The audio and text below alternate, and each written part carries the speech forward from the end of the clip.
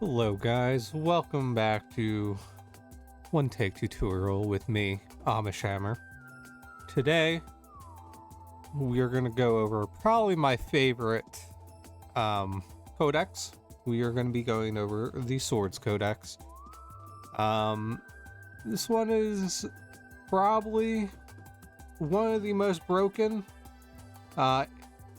in all terms. So, first, we're just going to go over it. I will explain some random template ideas and just how versatile it is. So let's get right into it, guys. Okay, so first, we are going with aggressive stance. So aggressive stance increases your accuracy and damage by 3.5% per rank, but the player takes more damage. It's only 1% more damage per rank, which really isn't that much for a total of 7% when it's maxed out. So definitely recommend this one. If you're going for straight accuracy and damage and not relying on the bleeds. The bleeds are a big part of the Swords Codex, so we will get into that later. But this is probably the second best one to go with after flaying. So that is number one. Defensive. Very simple. Every swing you get a damage resistance of 4% per rank for 5 seconds. Even if you miss the swing, every time you attempt to swing, you will get that damage bonus regardless. And it is damage resistance, not melee damage or spell damage. It is flat damage. So anything that says damage resistance, you will resist it.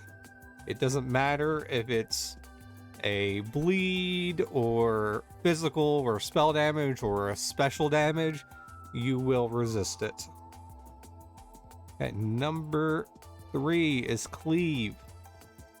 Deals 8% damage per rank towards a random enemy within 2 tiles. So unlike wrestling where you have multiple targets, it's only the target that you're physically attacking, and then if there's another one within 2 tiles, it will hit that.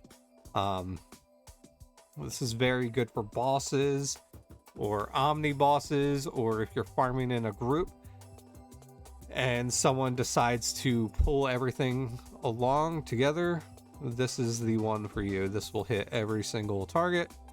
Well, not every single target, but it will do more damage because you're hitting multiple targets, so it will go faster. Number 4, warrior. So this is probably the stance I would recommend going with first, specifically, or also if you are low tier aspect. So what this stance does is it increases your accuracy, defense, and damage output by 2% per rank.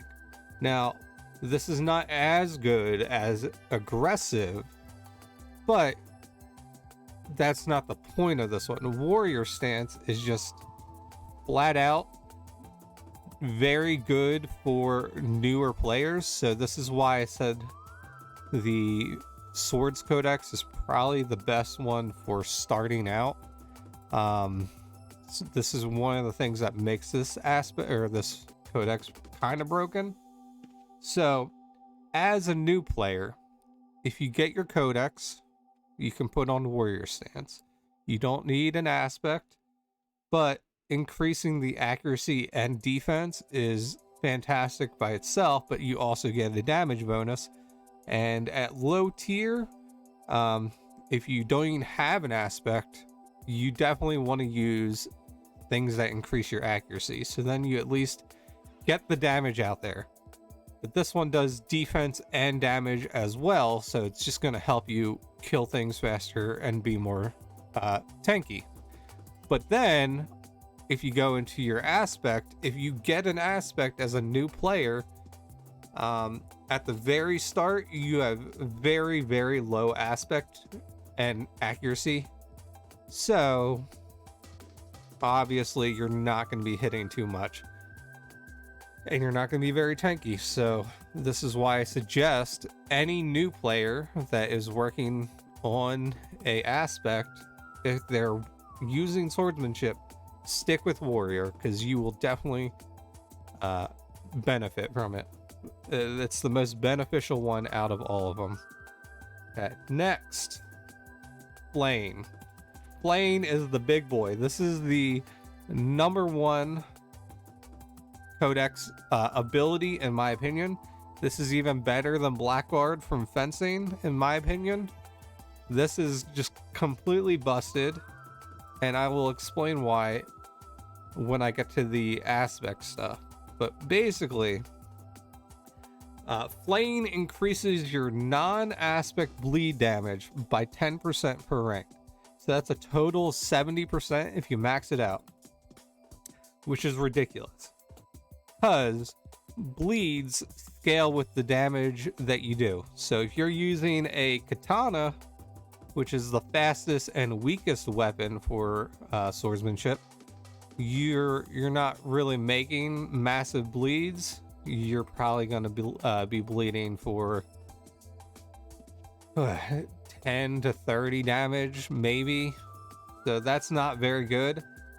But if you step it up to like a Viking sword, then that goes up to about 60 to 90 damage with Flame.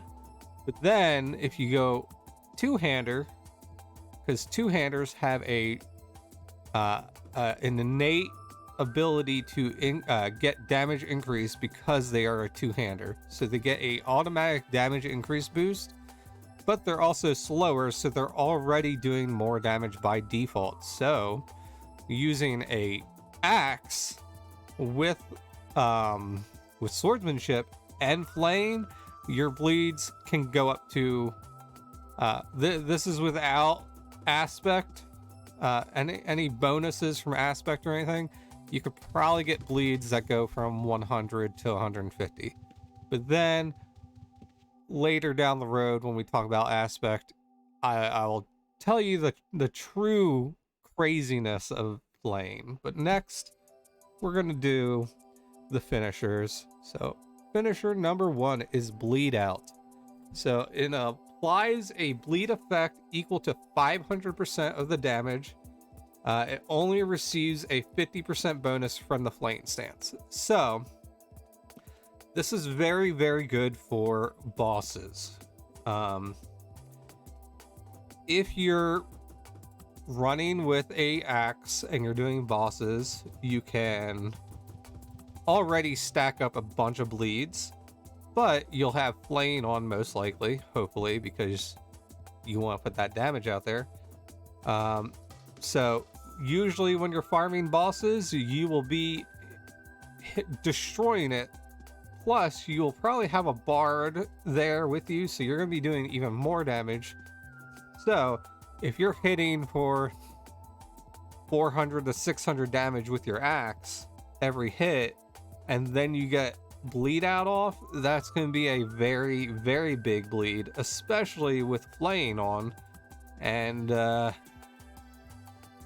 these basically can stack. It does have a I think it's a 30-second cooldown or a minute cooldown before you can get a finisher off again, unless you're running discipline. So unfortunately, you can't really take advantage of it unless you're running discipline. But it's just a giant bleed that you're gonna stack, which is very good. The next and last one is Execute. This is the one you're gonna be running 90% of the time for just basic farming, or if you're doing bosses, you can definitely get this off, but the way it works, it kind of hinders your damage output.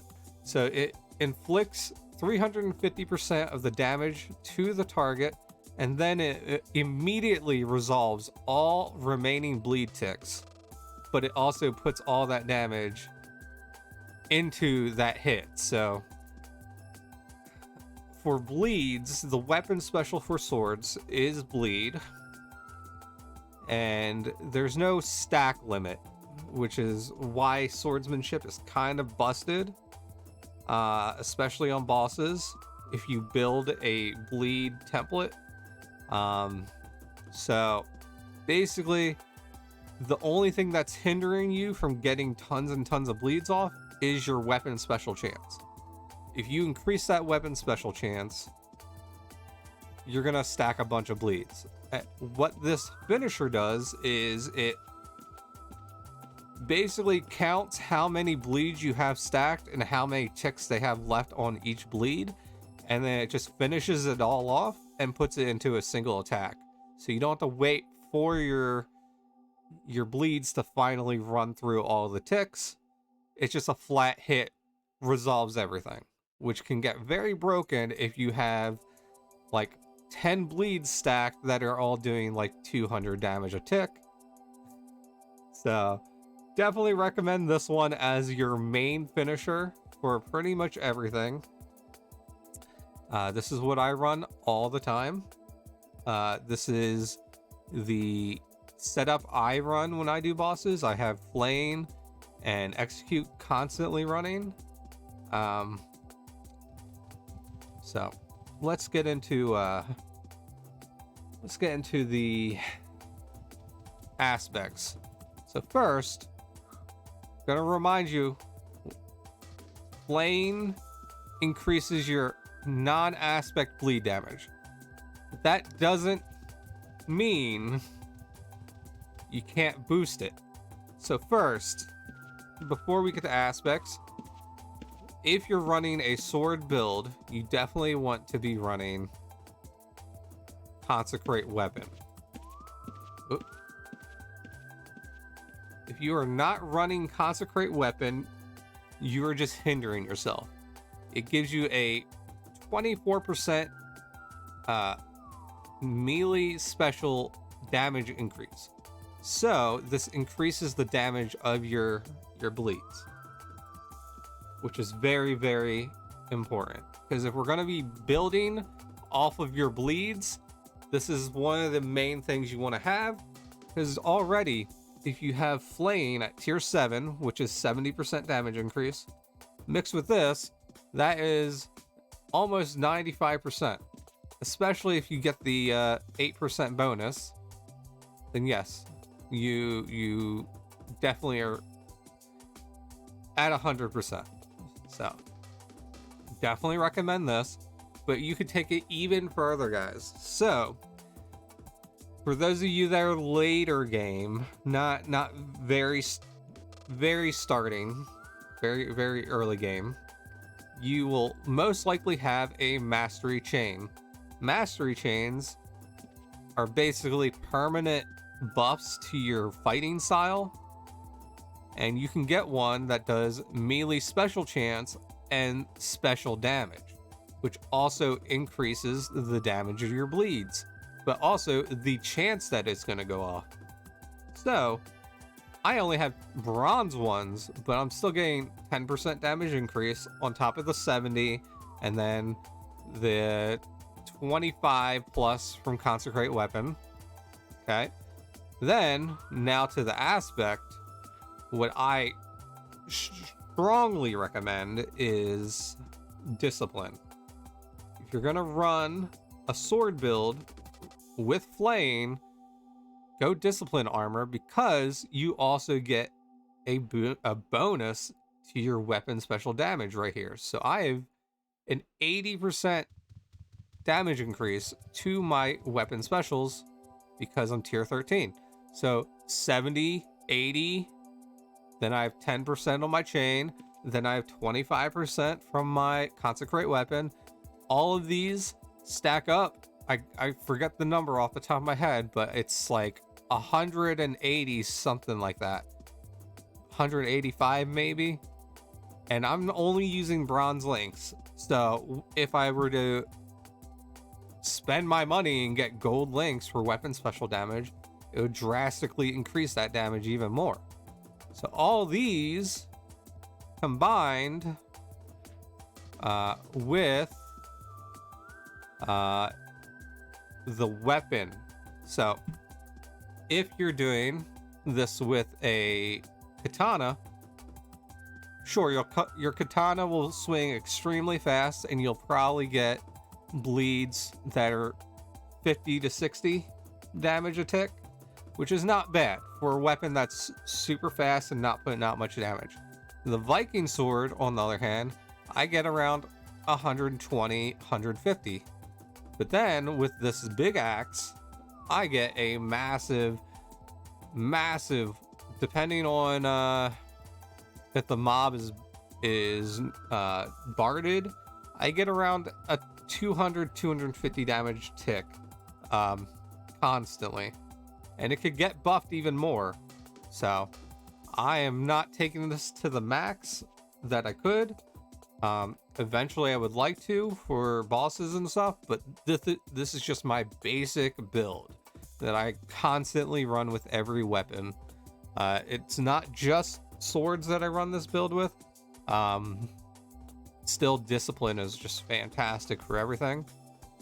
Okay, next, we're just going to go over some of the build ideas or aspects you can run this with. So, air, obviously you can run it with air. You'll be swinging extremely fast. You're not going to be getting that weapon special bonus from your armor from discipline, but you're going to be swinging super fast, and the odds of you getting bleeds off is even faster because you're swinging faster. And you still should have tier 7 flaying, so your bleeds are still doing a decent amount. You're just swinging extremely fast, so they're just going to stack up like crazy. Now, the next one I would recommend is blood. And the only reason I suggest blood is for bosses. So, at the start, this is what I do. So I will explain everything that I do step by step, because I just think this is the most efficient way. But when I do bosses, the first 50% I will switch to discipline. So I will have discipline armor, maybe earth weapons, so I can get their damage, their armor lower when I proc. I'll keep bleeding them, stacking up that damage like crazy. Then at 50%, I switch over to blood. And why do I switch to blood? Because, let's go here. At 50%, you get a constant damage increase. Now, discipline, I constantly have a damage increase as long as I spend mana, which is nice. So I get 32% at tier 13. But bleed, or blood aspect, I'm only at tier 11. At 50%, I get a 43% damage increase, and that's a permanent thing while the mob is under 50%. But the one under it is what we really want to learn about. So, bleed, or blood aspect, has a chance to inflict bleed on melee or spell. So I have a 21.5% chance to cause a bleed every time I hit. But that is not my weapon special. So that is just from the armor.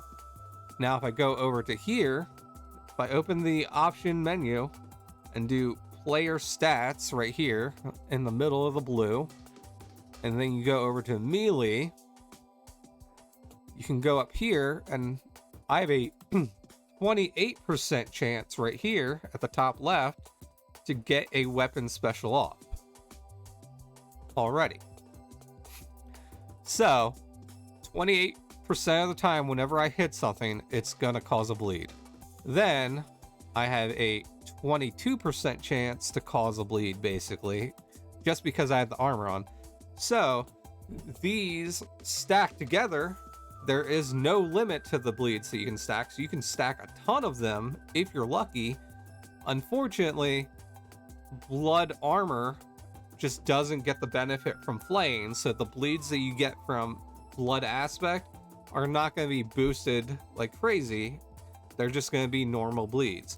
but that bleed still scales with the weapon damage that you do. So if you're using a slower speed weapon, you're still gonna get a decent bleed off, especially since you're doing more damage because the mob is under 50%.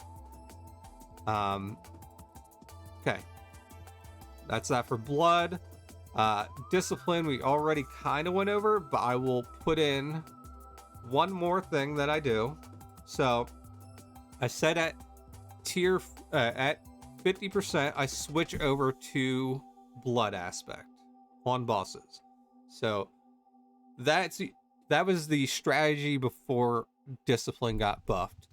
Now I will switch over when the mob is under 50% to bleed, but then now discipline has this new bonus right here. This got updated maybe a month or two ago, where it's a chance to ignore weapon finisher cooldown. So every time you get a finisher off, there is a cooldown. Usually on most mobs, you can only do one finisher. So this is the only aspect that gives you this ability. This will allow you, if you're lucky, to get multiple finishers off on the same mob. So what do I do now with this? Once the boss is under 35 or just before 35%, I switch from blood back to discipline, and then I put bleed out back on. So what does bleed out do? It applies giant bleed effects. So what I try and do is I risk the luck. It's an all RNG. So the chance to ignore weapon finisher cooldown, if you get that off, it basically allows you to instantly reset, and you can do multiple finishers in a row if you're lucky. So I will switch to bleed out so I can stack these giant bleeds onto the boss.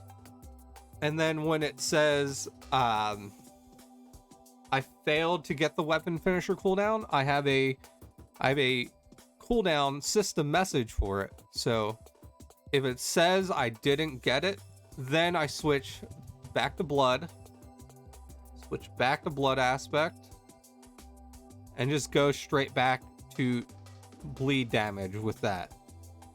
Then once I get all those finishers off, I switch over to execute, because again, execute ends all bleeds and does a massive hit. This will get you roughly, if you're stacking up a lot, you will get roughly 6,000 to 8,000 damage of bleeds destroyed if you're at the level I'm at. Might not be that way for everyone else, but every time I do an Omni or a boss, this is about as much damage as I get with an execute getting off, which is very, very nice to have. Okay, next. Alright, so Earth aspect I would definitely recommend, especially for newer people. So for newer people running swordsmanship or any melee builds, I'd recommend discipline first. It's still cheap. Then Earth, if you're going for more of a tanky build. Earth is fantastic because it's super cheap, but the damage resistance you get from it is just mind-blowing, especially at new as a new player. You're just super tanky. But the melee damage, the chance to increase melee damage by 225% is massive, especially if you're using axes. So with this, it's not likely that you're going to get that, especially at low tier, but it's definitely worth it because you're constantly swinging. I'm at tier 14, so I have a 26% chance. That's pretty high.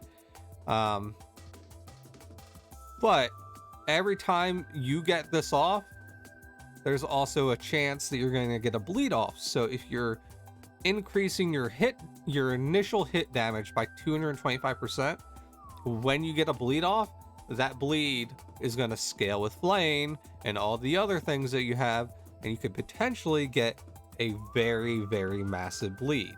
So, very smart to chain this, especially if you don't feel like spending a lot of gold. This is a very cheap aspect, and it just feels good. It's not going to put out the most damage. It's not designed to be the DPS version, but it's definitely a very handy version to run if you can afford it. Alright, so next is a twofer. This is a very expensive version. This is for the big boys that just feel like experimenting. It's not tanky at all, but if you do Eldritch Weapon and Fire Armor, it's a fantastic combo. So Eldritch Weapon, the only reason you're going to be using Eldritch Weapon is because of the Energy Surge proc. Now, Energy Surge proc, that's not going to help you at all. It creates a mana well, right? Wrong. If you're running Eldritch and Fire at the same time, the way Energy Surge works, it's not that much damage. It's 600 initial damage plus the 60 times your tier. So it's really, really low damage, unfortunately. But every time you get that proc off, instead of doing one big hit like almost every other proc, it shoots these little balls, these Eldritch balls, and it hits maybe 20 of them, and each of those do about 60 damage a tick, or each of them hit for 60. Now, why is that important? Because with fire aspect, if you go down here, damage dealt causes flame strike. So there's a chance at every single hit that you do, you can cause a flame strike. And the flame strikes vary from 30 to 60 damage, or it could go higher if the mob is discorded. So each one of those tiny little balls that hits from the energy surge, which is about 20 of them, each of those little balls that hits for 60 damage is definitely enough damage to cause a flame strike.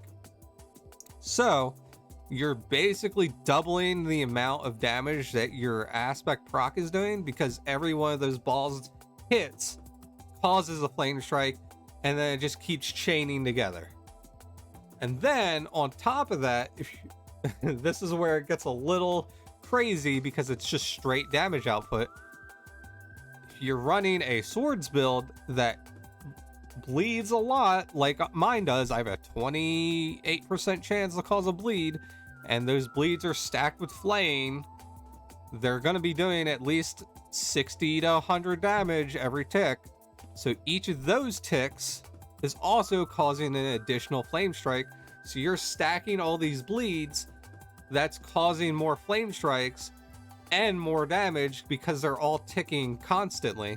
So it's just a very, very offensive build if you want to just do straight damage. I do not recommend trying to solo farm with this, because fire may be really, really good offensively, but it's not very, very good defensively, unfortunately. I wish the armor rating bonus got like 10% per rank or something, because it's really kind of underwhelming on the defense branch. I will say though, the two other perks for this, the damage taken reflection, that's pretty nice. So if I get hit for 10 damage, I'm reflecting 250% of that, or 215% of that 10 damage. So it's a big reflection, and reflecting all that damage also counts as you technically hitting something, so that causes a flame strike as well.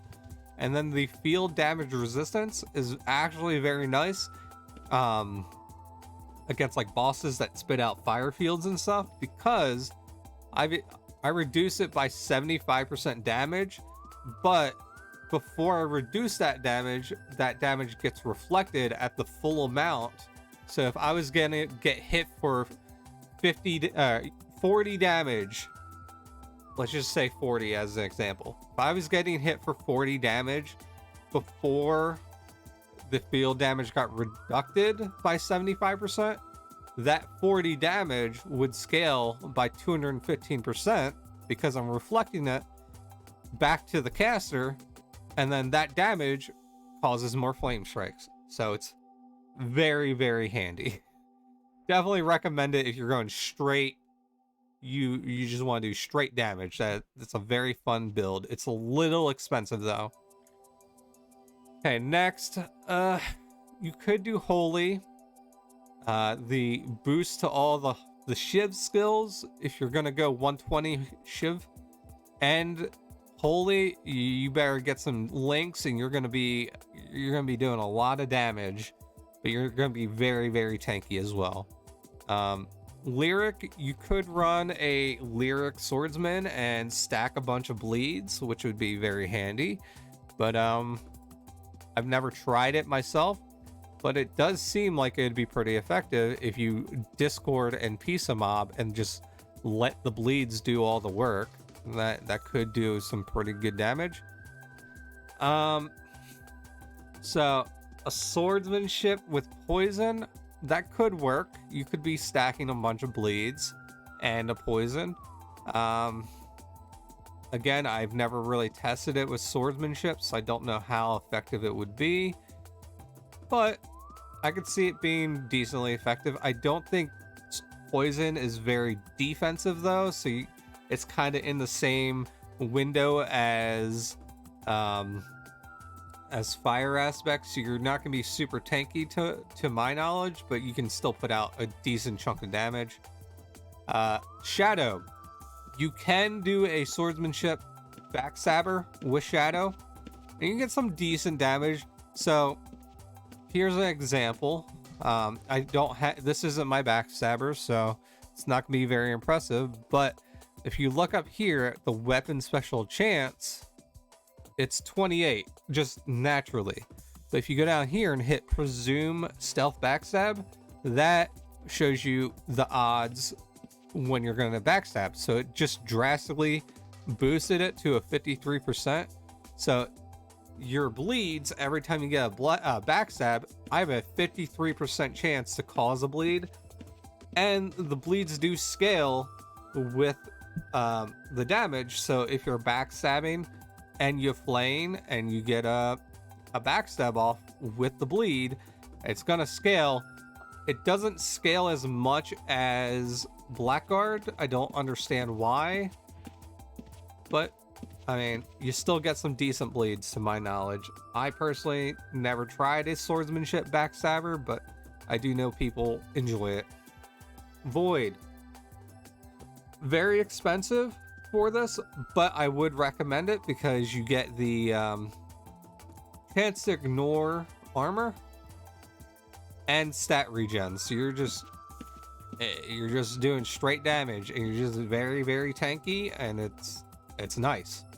I do not like the proc for Void very much, especially for swords. It's kind of boring, especially if you have execute on and you're just going to finish things off with your execute most of the time. The proc will most likely not have time to get off. War aspect, I have not tried this one yet. I don't do PvP events, but I do know that this one has a very strong weapon proc that you can definitely use at bosses, and would definitely recommend it for your swordsmanship because it increases your damage by a lot. And then water. Water is unique. So water, I'm not going to say it's for everyone because it's not very tanky or anything, but water increases your weapon special chance drastically. So if I were to put this on, I would go from 28% to 49% chance to cause a bleed. See, if you're strictly building to get bleeds off, you can go water aspect and just lay down the law, get a shit ton of bleeds off, and it's just gonna stack like crazy. But It's not tanky, but you also do heal yourself like crazy, and you get alchemy skill. So if you do a build that has 80 alchemy, and then you do water aspect, I'm tier 11, and I have 28 alchemy if I put that on, and I have 0 alchemy already. So if you have 80, that's 108 alchemy. Your potions are going to be kind of ridiculous. So definitely recommend this if you feel like doing a little bit of a non-meta version. It's a very interesting, fun way to play it. Alright, so that is all for this. I think we are all done, guys. Definitely recommend giving Swords a try. It is probably my second favorite weapon skill. Fencing will always be number 1 to me, but the Swords Codex is number 1 in weapons. It is by far the most broken codex, in my opinion. The only other codex that I think is even stronger is the Parry Codex, and we will get to that shortly. Anyway, thank you guys for stopping by. This has been Amish Hammer. Sorry for the long video, guys, but I like to ramble. I hope this helped out some people. You guys have a fantastic afternoon, and sleep well whenever you get there.